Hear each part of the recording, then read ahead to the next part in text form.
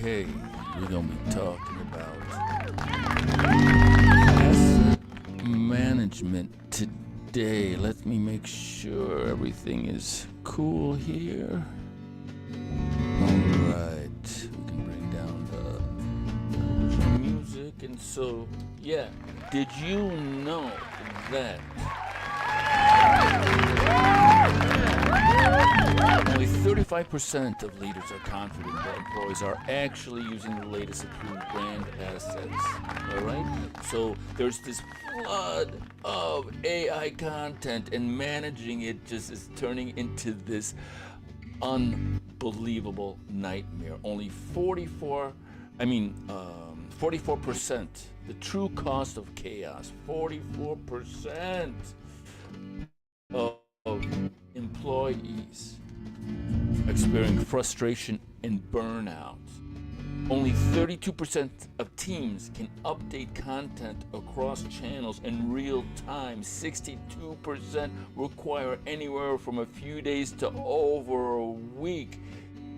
You understand the impact of that? There is just so much content being created, so much creativity being unleashed, that there is a organizational bottleneck in terms of managing the data assets, right? Your MP4 files, your audio, your video, your logo generation. Are you going to be changing, the fundamental look of your company, right? And so unifying assets and product data, all right? So there's two new terms.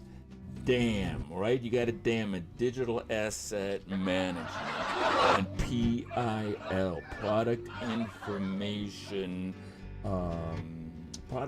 information. What does that stand for? Product information. Oh, PIM. PIL or PIM? We're gonna figure that out. There, we're gonna go right here, and I will end this. All right, DIM is digital asset management, and then PIM, or is it PIL? Come on, Jesus, PIL.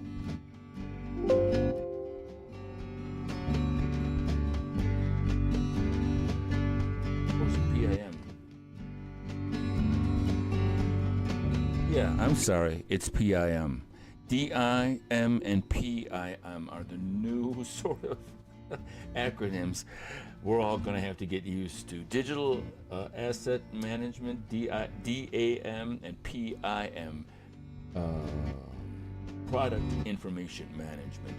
And the union of those two, the cohesive union of those two organizational techniques, right? Instead of having just it's siloed on one person's desktop or in one drive or something, like an integration of all the teams, of the creation, the approval, which draft are we looking at?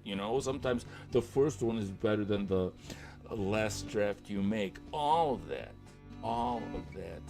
are items discussed in this report, which is, I've got the link to it in the description. So we're going to be discussing this report on today's broadcast.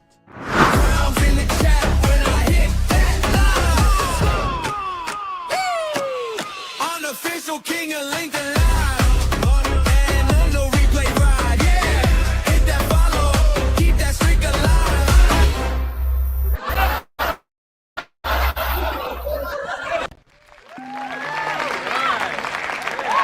Okay, so what I did when there's like a huge report that's just ridiculously intense as far as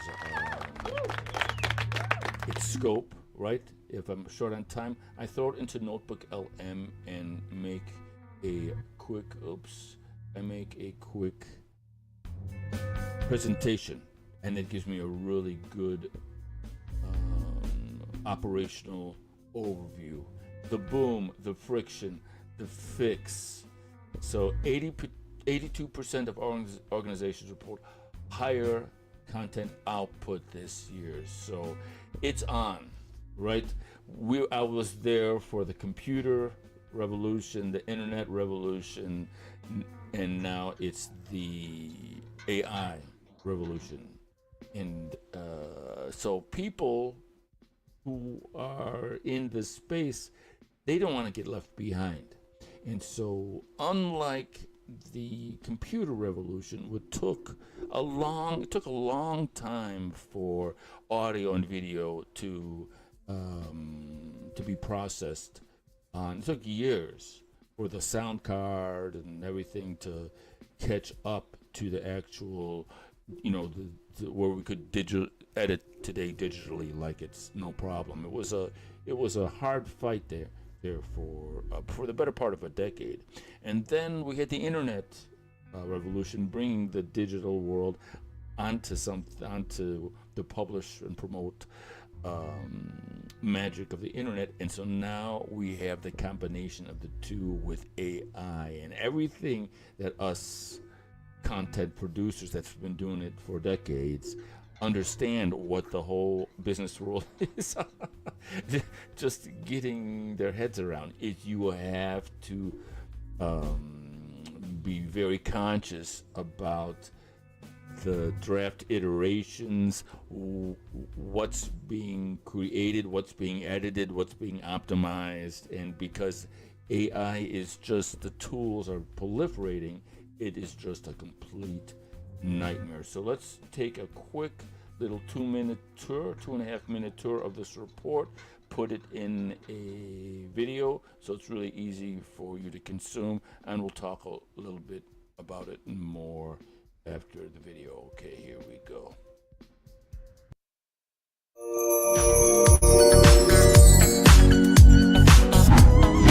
Ever wonder what separates the best content teams from, well, everyone else? Let's get into what this report found. Demand for content is absolutely exploding. Teams are creating more than ever, but that growth comes at a price. All this growth is putting a ton of pressure on how teams actually work. So let's look at the numbers. Get this, a huge 82% of teams cranked out more content last year. That's a serious jump. And of course, budgets are climbing to keep up. More and more teams are expecting a big increase each year. But here's the problem. Pumping all this content through a broken system? Yeah, it's a recipe for disaster. You end up with burnout, wasted cash, and work just grinding to a halt. It's a huge problem. A big part of the problem is fragmentation. I mean, where does all this stuff even live? The answer? Everywhere. It's a total mess. Assets are scattered across the cloud, local servers, even individual laptops. Total chaos. So how do the top teams avoid this mess? Well, the report found a pretty clear dividing line. It really all boils down to one thing: operational maturity. This is the absolute key. The best teams focus on three key things: getting their workflows down, centralizing assets, and using AI strategically. Just focusing on that centralization piece is a total game changer. It makes a huge difference. Using one unified library, like a dam system, means everyone is on the same page, using the right stuff. And this really drives the point home. The best workflows rely on having tools like a dam. Okay, so this all sounds great, but does it actually translate to ROI? Let's take a look. The numbers here are just wild. Almost half the teams with advanced workflows see major ROI. The rest, zero. And it gets better. Teams that fully integrate their systems are 4 times more likely to see big ROI. So what do the ROI leaders do differently? They invest in automation, templates, and one central system. So as this content explosion keeps going, you have to ask, is your operation built to scale, or is it built to break?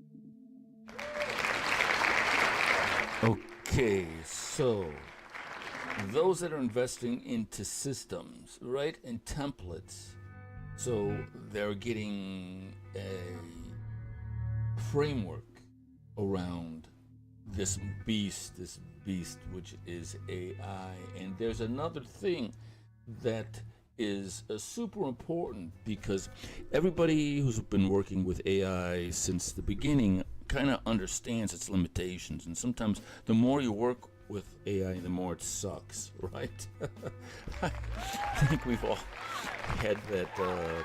You're working on this photo, it isn't quite right, and you try to work with the prompt, it would just get worse and worse and worse and worse. It's getting better now as the models are getting more intense. That's not as, prevalent as it was before, but that still exists. And I want to show you another problem here. Okay, so this is, everybody's talking about Claude code, and so here's Claude. Watch this.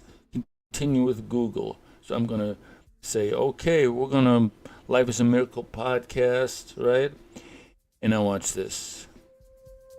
Oh, your account has been disabled. After an automatic review of your recent activities, please take a look at our terms of service and usage policy for more information to appeal your suspension. To appeal my suspension, you woke piece of freaking garbage. All right, so let me explain to you what that was all about. Back during COVID, I was talking more crap than anyone I know about the stupid clot shot and the pandemic and all the nightmare, ridiculous embarrassment garbage that was going on. I was a extremely vocal critic of everything, and I was shouting out about ivermectin and hydroxychloroquine back like in May of 2020, and so my videos were getting pulled. They were going into my account and giving me strikes and telling me to stop, and that just enraged me even more. And so I found that I could go onto Facebook and you would have of all these idiots going, oh, it's time to flatten the curve, everybody, get vaccinated, everybody, right? Trying to shame people into getting vaccinated, and that would tick me off even more. And so I would find that if I would put a smiley face or a laughy face or make fun of that person, they would come back with their vitriol and all of their, woke, retarded intensity. And then I literally had 200 to 300 articles, videos, and all of this data backing up my objective. So as they would come after me and they would start calling me names or whatever, I just would blast them with all this content. And for whatever reason, because they were replying to me, right? They were making a reply to my comment, to my sarcastic comment on their post. For whatever reason, those posts would fly. Whereas if I would have just posted them regular, just as a post instead of a comment, they wouldn't let it go through. Anyway, so my Facebook account gets hacked around that time. Somebody fills it with a gay porn or whatever it was, and I couldn't retrieve it. I was able to retrieve a lot of the data, but I could never get back into the account. So from that era, for 2 years, where I was just attacking, and I was talking crap about climate change and all of the neo-religious, woke-tard, ridiculous embarrassment garbage that's out there, gender, any of that stuff. I was always, especially during COVID, I was just so irritated that they were going into my account and threatening me to take down my YouTube, ban my YouTube account, right? And so as a result, that legacy is still hanging around on this Life is a Miracle, right? This account right here. All of that was on this Life is a Miracle podcast. And so, so if I try to log in using that account, I get that ridiculous woke as a joke thing. Oh, your activity. You talk crap about the clot shot. Me. Now it's like widely reported as the most deadliest vaccine ever in the history of humanity. Anyways. So, what does that say about Claude and these systems, right? You may be paying for it, but they still own your data is still on their servers. If something should go haywire, if they get hacked, or what happens, let's say you get some embedded code, somebody embeds some code in one of your programs, and all of a sudden there's all this activity going on, and the guardrails shut down your account because of this hack, then all of your data is locked up in somebody else's server. So this is so when you're talking about data asset management, it's like, where is your data living? Is it living in the cloud? Is it living on a Google Drive? What if oops, we've got something coming in here. Hold on one second, let me turn that up.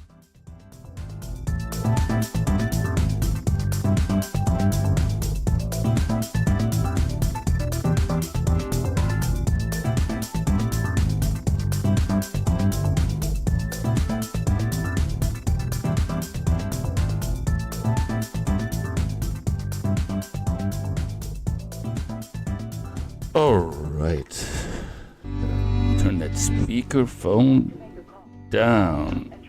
Okay, so I'm having a problem with this thing here. So, all right, hold on.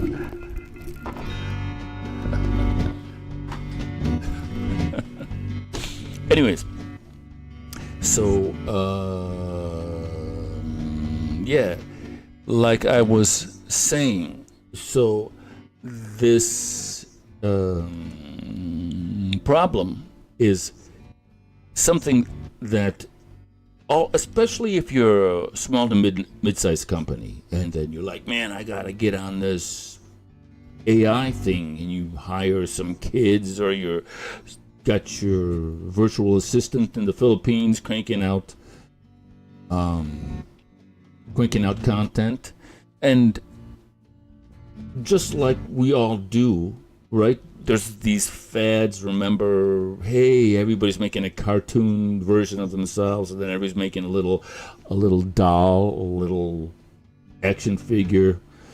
And so there's all these things that you can do, people, and then all of a sudden something comes out of the AI that's incredibly cool, but it's just one piece in this avalanche of content, avalanche of creativity. And so how do you manage this data asset management? How do you keep how do you stop the dam from breaking?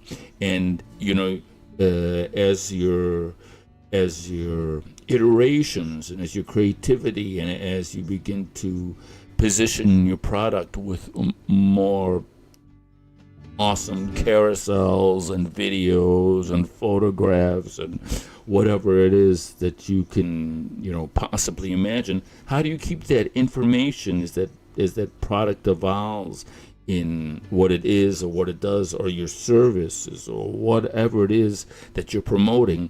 How do you keep your product information management and your data asset management together? And apparently this is the key. And those who can do this are the ones that are crushing it. All right. So only 44% of organizations have fully integrated product systems and content tools.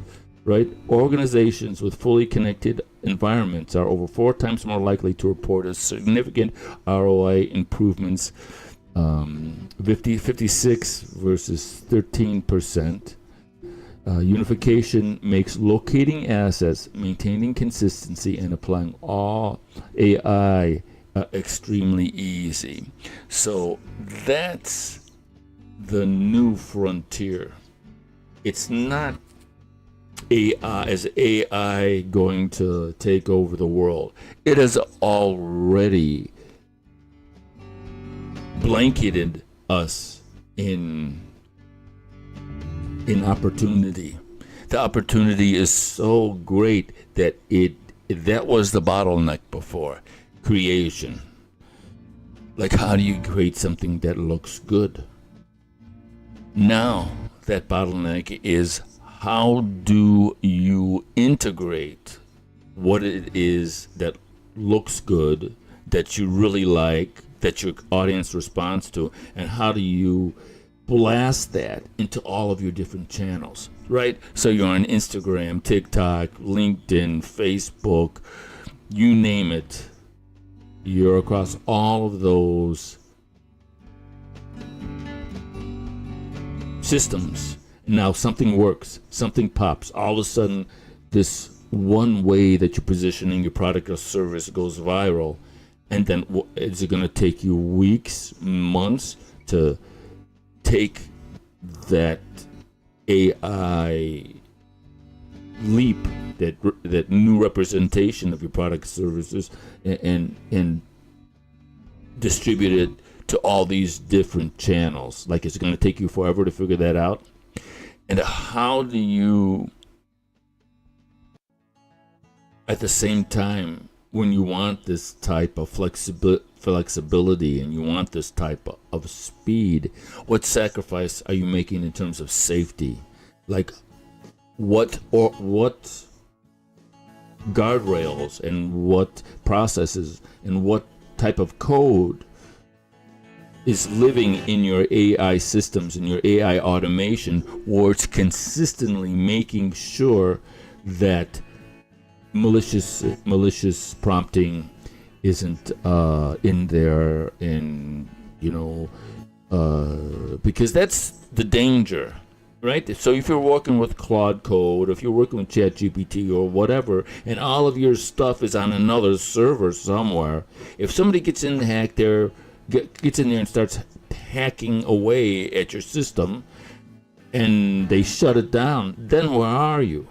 Right? All of the skills that you've refined, all of the prompts that you refined, are they going to be stuck in some folder that you can't access because you were hacked and GPT or Claude Code or whatever had to shut you down? What is the solution to that problem? And how do you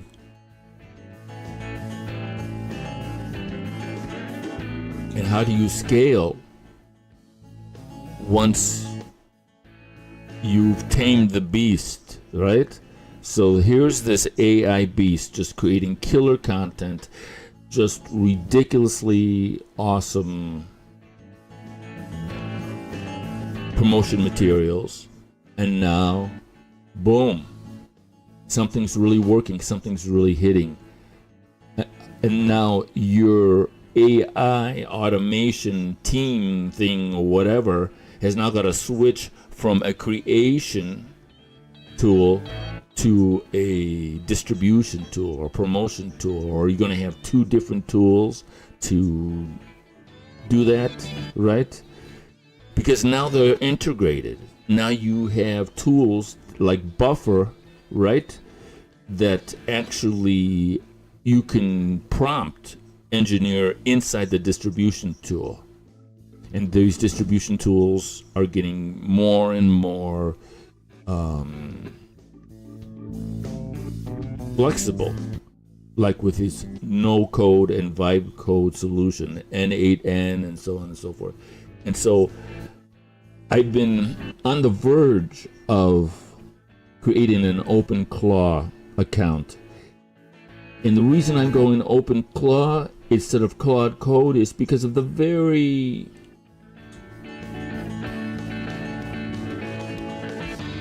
issues that we're talking about now.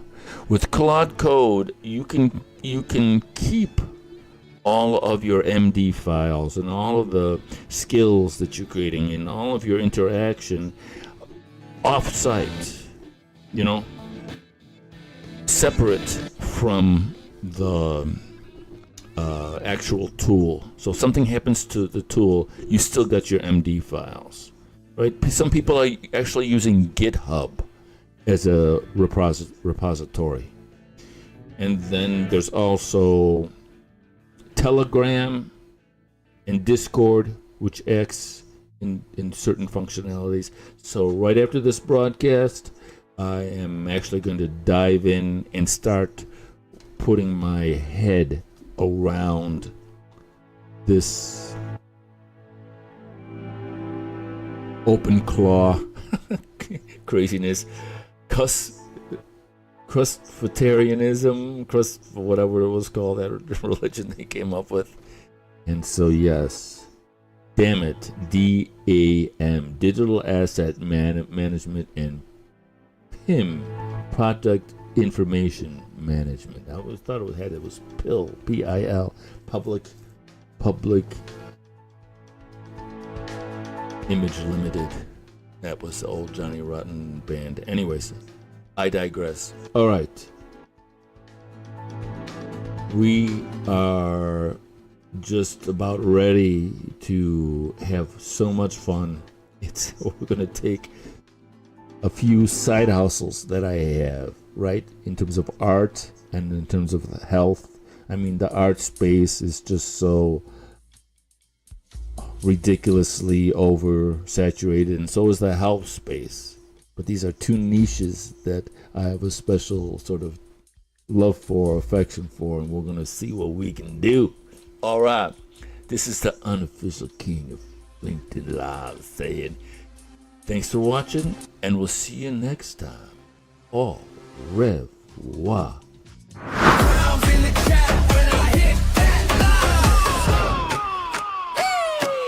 Unofficial king of LinkedIn.